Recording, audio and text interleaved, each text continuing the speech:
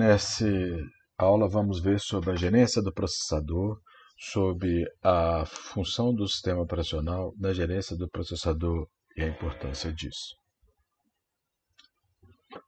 Bom, a primeira coisa para a gente estudar sobre gerência, a gente tem que lembrar do que é escalonamento. A gente já viu sobre isso, né?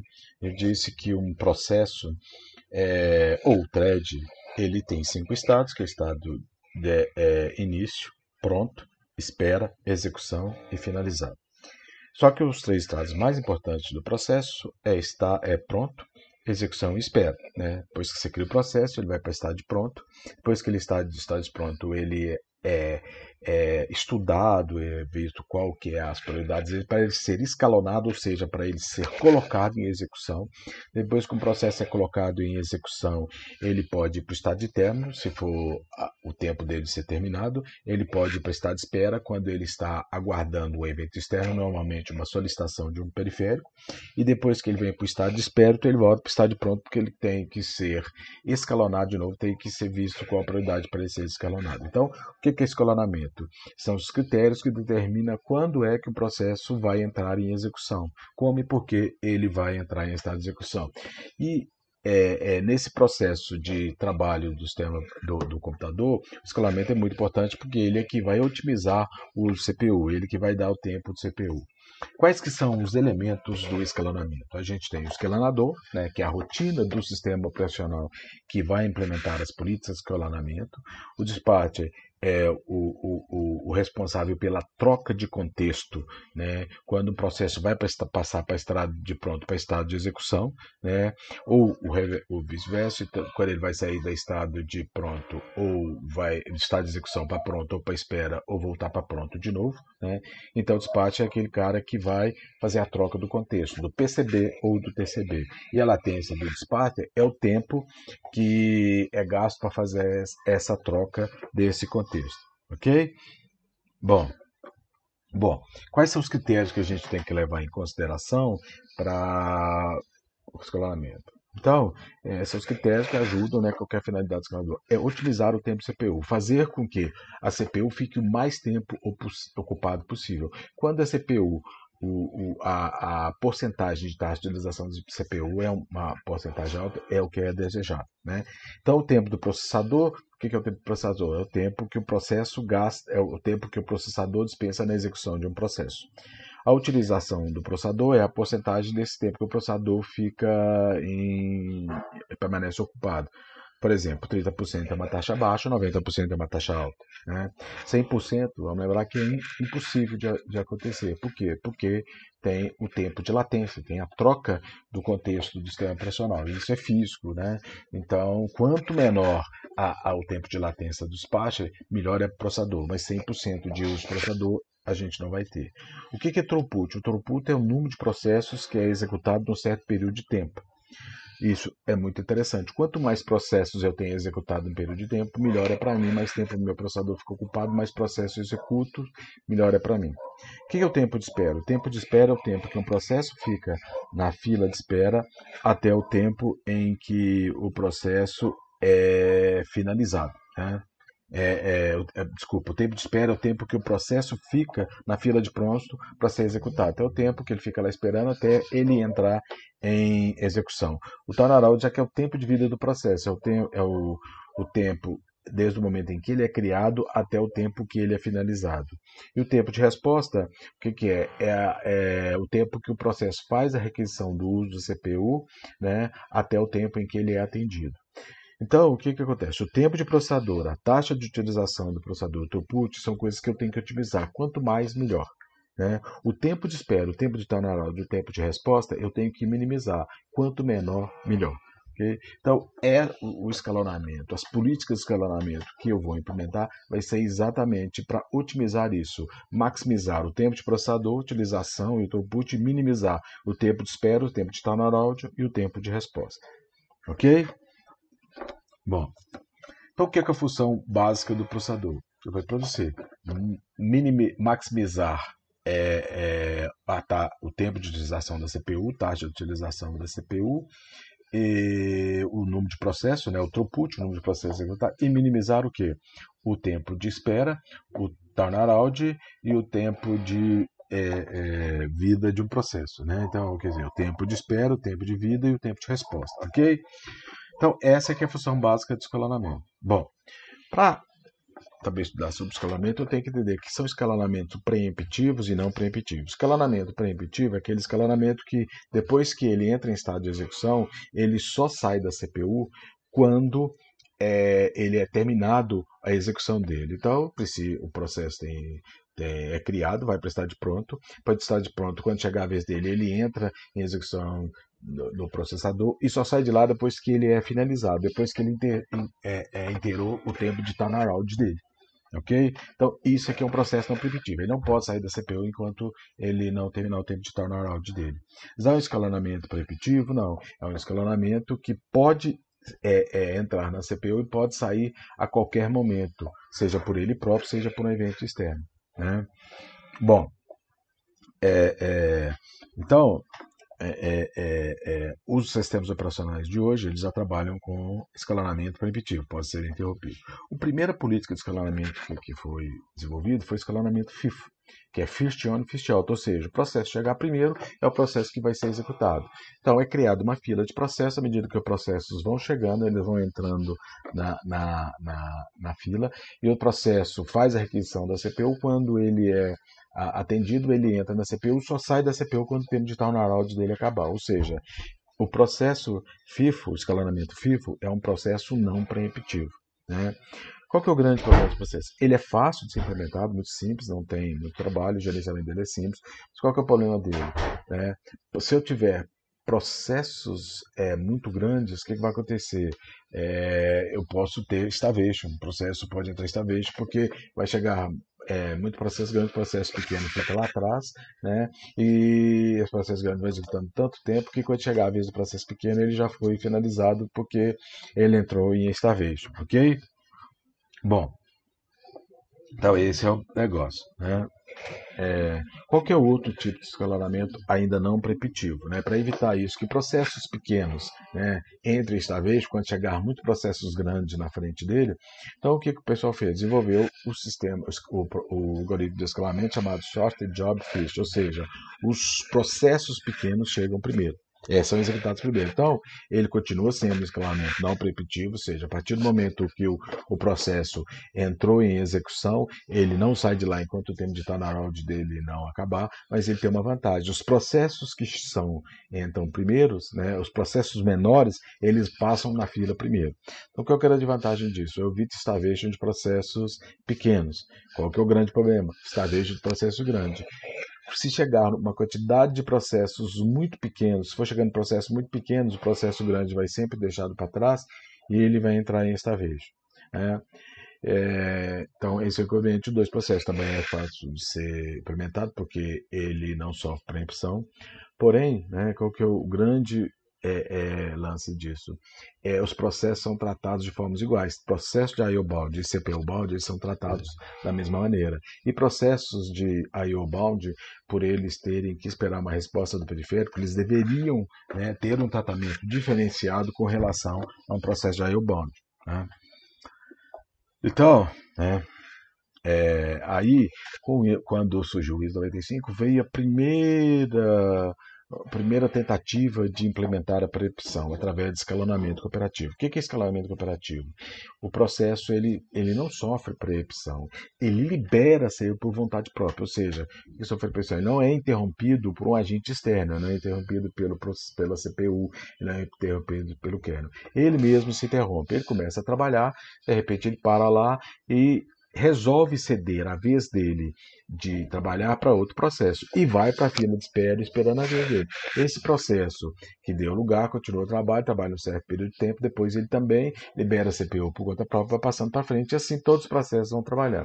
Qual que é a grande vantagem disso? Ele é mais fácil de implementar porque você não tem que ter um gerente. Mas ao mesmo tempo que a implementação não exige gerência, esse é o grande problema do processo. O processo pode ou não liberar a CPU. Então pode ser que um processo libere a CPU para o outro, e esse processo entra em execução e não vê a fila de espera e não libera processo nenhum. Então, esse é o inconveniente dele. né? Aí o pessoal fez o quê? O primeiro sistema de processo preemptivo, que é o escalonamento circular ou Rob-Hood Scheduling. Tá? É um escalonamento que é semelhante ao FIFO. Os processos são executados na ordem que eles são chegados, porém, né, esse é um processo preemptivo, ou seja, esse processo ele sai da CPU, mesmo que o tempo de turnaround dele não seja finalizado, ele sai da CPU, volta para a fila de espera, entra outro processo, esse outro processo tem o direito de usar a CPU pelo mesmo tempo que o primeiro processo teve. Quando chegar esse tempo dele, se o turnaround dele acabou ou não, ele libera a CPU, vai para a fila de espera, entra outro processo e assim sucessivamente. Então, o que acontece? Todos os processos utilizam a CPU no mesmo intervalo de tempo, tá? Igual, ou seja, enquanto eles tiverem tempo de vida, enquanto eles estiverem dentro do turnaround dele, eles utilizam a CPU no mesmo período de tempo. Então, o importante que eu determinar aqui é esse quanto, é esse tempo que o processo fica em estado de execução. Tá? Esse tempo não pode ser muito grande, porque senão dá ideia ao agente externo que eu estou trabalhando no sistema monoprogramável. Nem muito pequeno, porque senão há troca de contexto, né?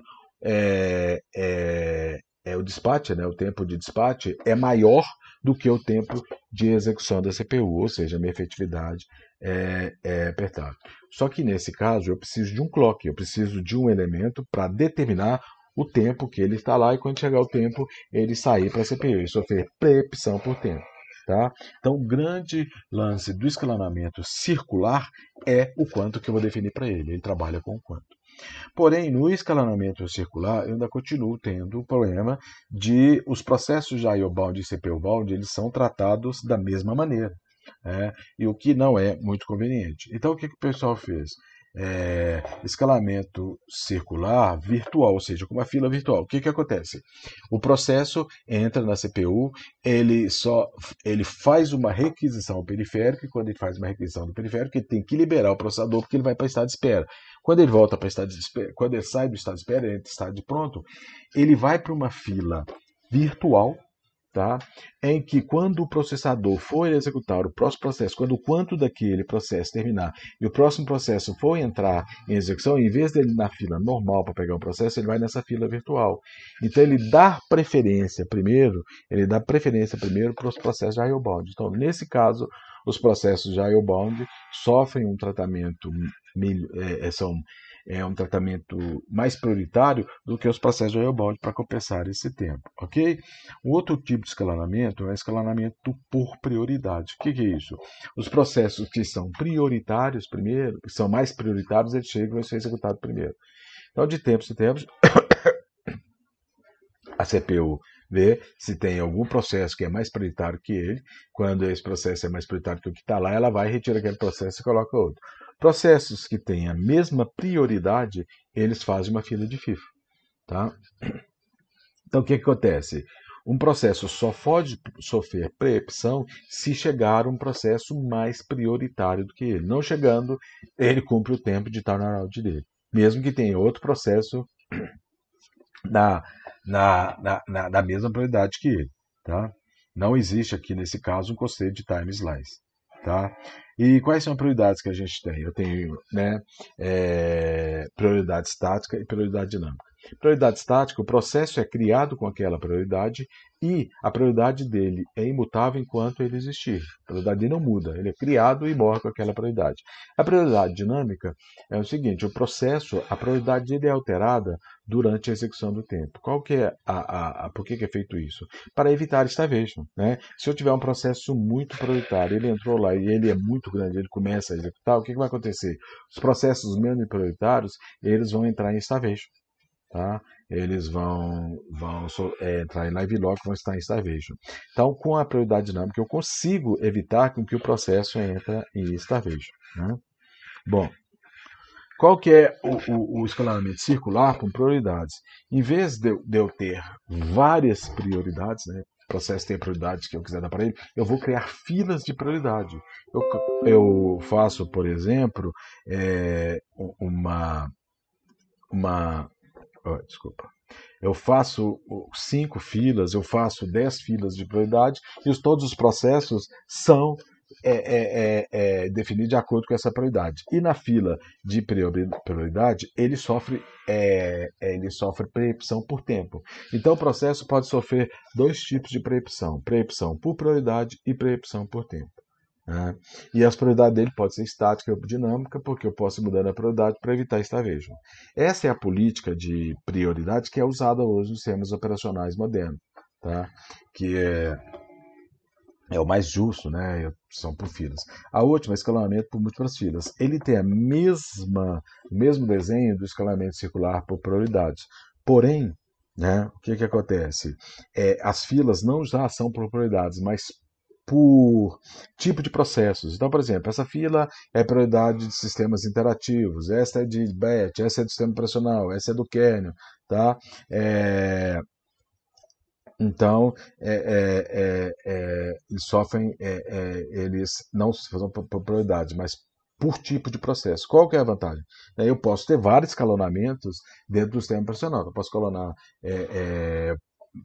vários dispositivos, mecanismos de escalonamento, né? Por exemplo, eu posso ter um escalonamento só do sistema profissional, então eu defino que aquela prioridade é maior. Eu vou ter batch, menor prioridade do mundo. Então, quando eu crio o processo, ele vai para aquela prioridade. O grande problema é que eu não posso alterar a prioridade dos processos. Ele não tem a prioridade dinâmica, a prioridade é estática. Ele entrou naquela fila, ele não sai mais. Esse é o grande problema dele. E o escalonamento por múltiplas filas, que é a realimentação, é o último deles, e que foi desenvolvido para tentar ser o mais justo possível. Eu tenho várias filas, todos os processos que chegam, ele sofre preempção por tempo, né? Eles entram na fila mais alta. A partir do momento que ele sofre a primeira preempção por tempo, ele passa para uma fila de prioridade mais baixa, e o processador, né, o sistema de escalonamento, atende todos os processos daquela fila mais prioritária. Acabou, ele atende as prioridades mais baixas. Então, ele vai atender aquele primeiro processo que foi executado, que saiu, passou para a fila de baixo. Aí ele atende da segunda fila, mesma coisa. Aí ele passa para a fila de baixo, sucessivamente, até que todos os processos estejam sido finalizados. Qual que é a grande vantagem desse? Chega um processo novo, ele vai ganhar prioridade maior. E ele vai mudando de fila até chegar no tanto que todos os outros estão executados. Então, os processos vão chegar a uma certa hora que eles estão sendo tratados igualmente. Tá? Então, processos que são mais lentos, que chegaram primeiro, chegaram por último, vão ser tratados mais prioritariamente. Tá? Nesse caso, né, o que eu tenho de associação dele é o AGI, né, que é prioridade com tempo, que é envelhecimento. Processos mais velhos têm menos prioridade do que processos mais novos, porque processos mais velhos têm mais tempo de uso do CPU. Né? E quais são quando eu vou fazer uma escalonamento, o que eu tenho que levar em conta? Eu tenho que levar em conta que tipo de escalonamento, que tipo de sistema operacional que eu estou fazendo. Eu tenho sistemas de tempo compartilhado, ou seja, os processos são tratados iguais, e sistema de tempo real, em que os processos têm que ser tratados no momento que eles chegam. Só processos que não são de tempo real são processos que têm a mesma prioridade. Então, qual que é o que a gente usa? O que é mais usado hoje é o processo circular com prioridade. Eu construo, defino algumas filas com algumas prioridades, pego os meus processos e jogo nessas filas. E eles podem ser prioridade dinâmica e prioridade estática. Normalmente, os processos podem sofrer prioridade estática. Então, em tempo compartilhado, é o que eu uso. Né? Bom, em tempo real não. O que é? Os processos são executados rigidamente. Eu cheguei, eu tenho prioridades, só atende por prioridades. Ok? Quais são os tipos de sistemas operacionais em tempo reais que eu tenho? Os críticos, né? O hard RTS é aquele em que não é aceitado nenhum erro, aquele processo chegou, ele tem que ser resolvido naquele momento. Normalmente são processos críticos e de tamanhos pequenos, para evitar atrapalhamento do sistema. Processos não críticos já são processos de tempo real, mas que exigem um certo erro, que exigem um certo tempo de espera. Normalmente eles são para processos de tempo reais em que tem processos grandes, em que eles podem sair fora se chegar um processo mais prioritário que eles. Tal. O sistema pode gerenciar para que os processos críticos sejam atendidos no mesmo tempo, processos grandes. Então, essa é a grande vantagem dos sistemas operacionais de tempo real. Eu fiz um joguinho, né, que está lá no sistema, em que nós vamos jogar, que é um joguinho de memória, tá? É só um jogo só para fixar, a gente não precisa ficar preocupando com pontuação, porque a ideia aqui não é dar notas, mas sim ajudar na compreensão do conteúdo, na fixação do conteúdo. É um jogo da memória, tá? Deixa aí para a gente poder fazer e muito obrigado por tudo.